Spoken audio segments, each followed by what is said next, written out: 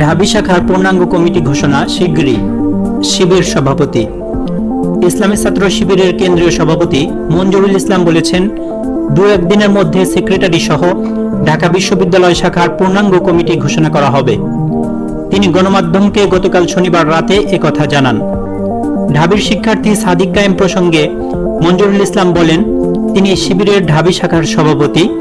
ঢাবি প্রশাসনের সঙ্গে বৈঠকে উনি আমাদের প্রতিনিধিত্ব করেছেন। এর আগে দুপুরে বিশ্ববিদ্যালয়ে উপাচার্য লাউঞ্জে প্রশাসনের শীর্ষ কর্মকর্তাদের সঙ্গে আলোচনা শেষে সাদিক কায়েম সাংবাদিকদের কাছে নিজেকে শিবিরের ঢাবি শাখার সভাপতি হিসেবে পরিচয় দেন।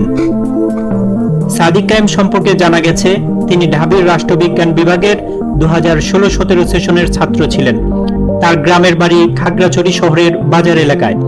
অত্যন্ত মেধাবী এই ছাত্র স্নাতক ও স্নাতকোত্তরে নিজ বিভাগে তৃতীয় হয়েছিলেন। 3.78 ছিল স্নাতকে তার সিজিপিএ। অবশ্য তার স্নাতকোত্তরের সিজিপিএ সম্পর্কে জানা সম্ভব হয়নি। প্লিজ সাবস্ক্রাইব করুন আমাদের দেখুন নিউজ চ্যানেলটি। Thank you for